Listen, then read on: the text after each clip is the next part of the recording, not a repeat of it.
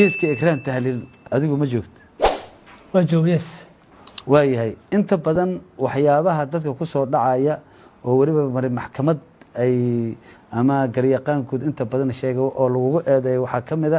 ama niisa lagu eedeeyo kiiskii ikraan tahliil bal waxaad nooga warantaa kiiskii ikraan tahliil soo u dhacay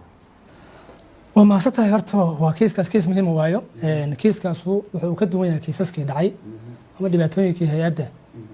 حبنا هذا لف دبرك وهيادة سو جاري وحو أوجدونا وحو دعي حل حساسية وطلقوا وكل مرحلة هذا وعدك تاسع كلفتي إنه كيس كانوا إنه سامين بدن إنه يشوا ما هنا يعني ما مثلا كم الدوانو ويلش يقبلها صوماليات وحبرتي iyagoo nool oo caafimaad qaba lixaadkooda uu taam yahay u bareeray inay naftooda iyo maalkooda inay u huraan dalka dadka Soomaaliyeed markaan gudaha kale marka kiiskaasu aniga xilligaas waxaan madax ka ahaa qaybta guud ee Nasuuda gobolka Banaadir gabadha ikraan tahliil waxay ahayd gabar micno badan ugu fadhiday hay'adda nabad sugidda saameyn badanna ku lahayd hay'adda aniga marka waxaan iga soo gaartay maadaama anaga waxaan ku mashquulsanayn xoriyadihii dalka 26 Juun iyo 1 July waxaan rabaa marka kiiskaas wuxuu aniga soo gaaray maadaama aan madax ka ahaa gobolka in 28 bisha la waayay ikraan kadibna maadaama anigu aan gobolka joogay taliyaha hay'adana oo wadanka ka maqnaa in aniga la xil saaray inaan kiiskaas inaan baaritaan maadaama hay'addu ay leedahay xarumo baariseed in gal la furo oo baaritaan la sameeyo baaritaan badan aan sameynay xiriiro badan aan sameynay dadkii aan asxaabta noo ahaa iyo guud ahaan hay'adda iyo laamaha kale dowladda iyo guud ahaan dowladnimada oo dhanba shaqooyin badan aan ka qabanay kadibna waxaa laga furay galbaariseedkiisii oo dhammaystiran waxaanu la wadaagay madaxdii hay'adda xilligaas joogtay markii uu dalka ku soo laabtay taliyaha hay'adda kadibna kiiskan waa la siyaasadeeyay oo la socotaan wadiiqooyinka uu maray waxaanu ka shaqeynaa marka in maxkamadda ciidamadu inay iyadu ay soo farageliso oo ay nagala shaqeyso maadaama annagu aan accesskii iyo aqoontii iyo wadiiqooyinka loo mari karo annagu aan hayno guddi baariseed oo maxkamadda ciidamada iyo hay'adda ayaa waxay isla baareen kiiskaas asigoo dhammaystiran oo wax allaale wixii la sheegayay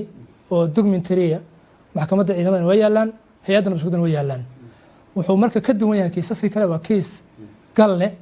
oo laga garan karo lagana arki karo intii wado oo soo maray marka micnaheeda ma dhammaystiri karo yaa dilay marka gabadha yaa dilay xogta anagaan hayno waxaan ku shaqeynayna waa xogta aan hayno waxaa dilay argixisada oo u sababaynayo dagaalkii iyo wadiiqooyinkii naga dhaxeeyay dowladda gaar ahaan hay'adaha amniga gaar ahaan hay'adda nabad sugidda iyo argixisada waxaa jira dagaal muuqda iyo dagaal aan muuqan oo naga dhaxeeya marka gabadhaas xogta aan hayno waa inay afduubeen kadibna ay dileen xogta aan hayno annaga sidaas aan sheegayso lana wadaagnay madaxda dowladda gabadha waxaa la leeyahay meesha ay deganeed waa meel nabad sugidda oo aysan al-shabaab iyo tiimkooda soo geli karin ayaa la yidhi ma fahamtay marka ayna adag tahay xitaa in laga soo gudbo xaruntana waxaa la yidhi iyadoo sii gelaysa waa la arkay marka ma halkaasaa shabaab imaan kartaa oo kala bixi kartaa gabadha waa maasanta horta waxaa la leeyahay ama la sheegayay ama la maqlayay horta waxaa runkaa gabadha ay maqan taha inta kale waa been annagu horta wax waliba waxaanu sameynay baaritaan laakiin meeshay martay iyo meel ay laga watay annaga oo aan ognahay ama aan ogeyn haba yaraatee ma jirto waa sax soonka hay'adda ay deganeed gudaheeda laakiin waxaan gabadhan 26 Juun ayaa u dambeysay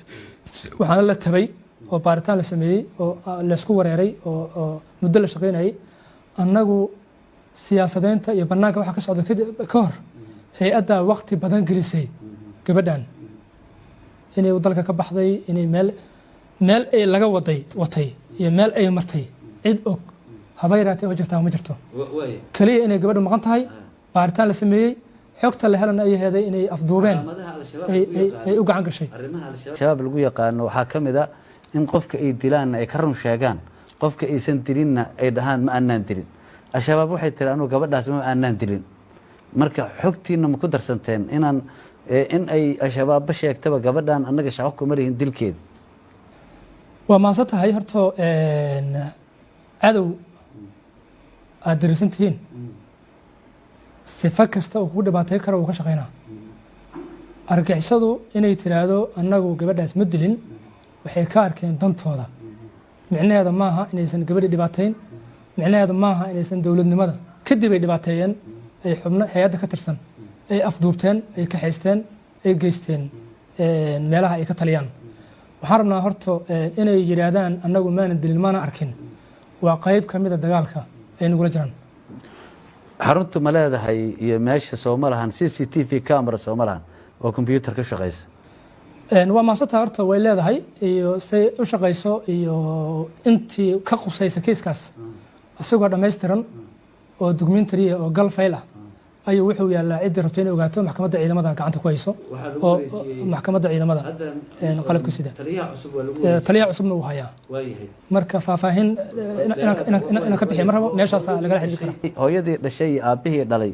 iyo ehelkoodu waa kuwa idaacadaha ka ooyinayay idaacadaha ka qaylinayay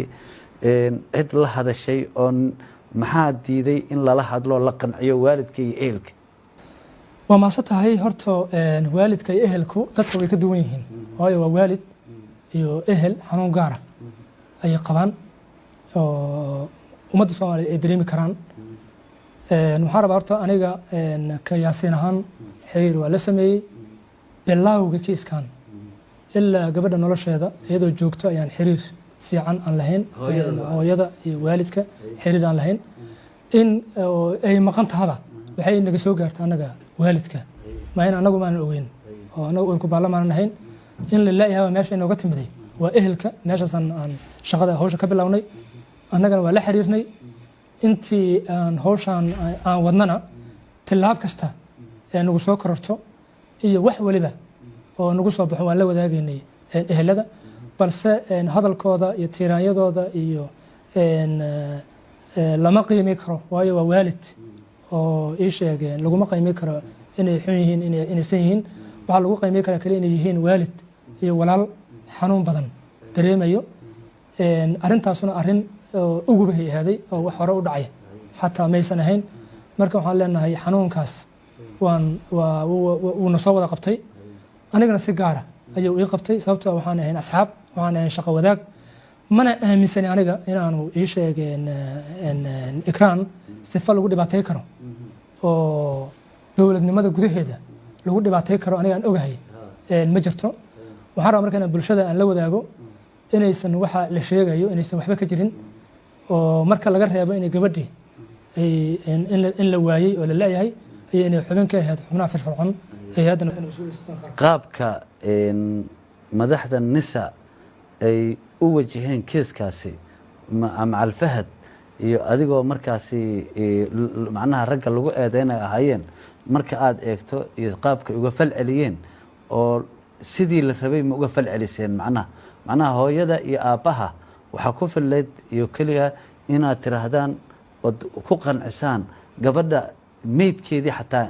in muxuu ah iyo meeshii laga qabtay iyo inaad ku qancisaan arrimaha noocaas oo kalea soo waajib idin saaran ma ahayn sax laakiin horta wadiiqo kasta ee aan u marnay kiiskan waanu la wadaagnay ehelada sidaan ula wadaagayno madaxda qaranka ayagu waxay leeyihin lama wadaagin ayagu waxay leeyihiin cid nabad sugidda ka tirsan oo gabadha markii la waaye na soo wacday ama aan la hadal horta waxaan rabaa kiisku xilliga uu siyaasadda aaday oo buuqa iyo sawaxanka u galay waxaa nagula jirtay oo qayb ka ahayd shaqadaas maxkamadda ciidamada qalabka sida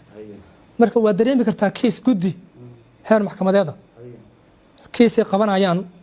lagana riboor garaynayo madaxdii qaranka inay lala socodsiin karo meeshuu maraayo ii sheegeen ehelada waa sax waa lala wadaagay balse inay ku qancaan aysan ku qanceen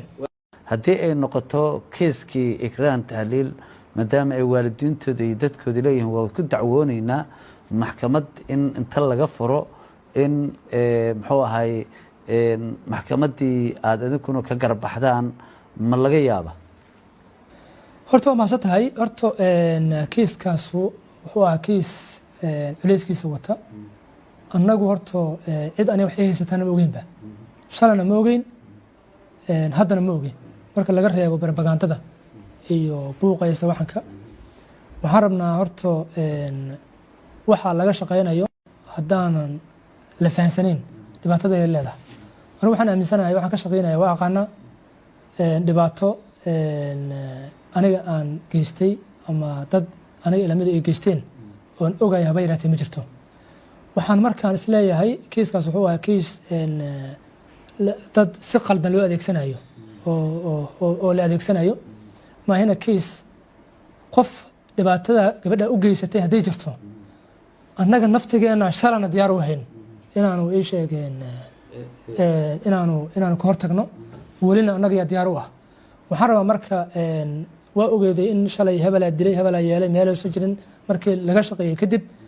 in ay maxkamaddu ciidamadu baaritaan ay samaysay hadday tahay xubnihii laga dacwoonayey hadday tahay hay-addii waxay soo saartay statementii iyo qoladan hadda joogtay ma u malaynaya inay ka furi karto kiiska waa mahadsan tahay horta qofku madaxda hadda joogta ama ayagay u taallaa sidii ay u wajahaan hawl annaga noo taallo aniga waxaan aaminsanahay sidii ay ku habbooneed shaqadii habbooneed inaan ka qabto kiiskaas micnaheeda ma ahan aniga inaan dhibaato geystay ama in aniga dacwo laga qabo aniga waxaan aaminsanahay qof mas-uuliyad haya mas-uuliyaddii uu hayay ina ii sheeg dhibaato loo geystay ayaan ahaa maana qof isagu dhibaato geystay iskumaanay arkayn qof hadda dhibaato geysato aan ogahay oo haba yaraatay jirtaana ma jirto waxaan isleeyahay marka cid alaalay ciddii kiiskaas ama caddayn hayso ama xog xoojinayso inay cadaalad inay hesho haysa wuxuu ka furan yahay kiiskaasu feelkiisu dhammaystiran maxkamadda ciidamada qalabka sida wayna furan tahay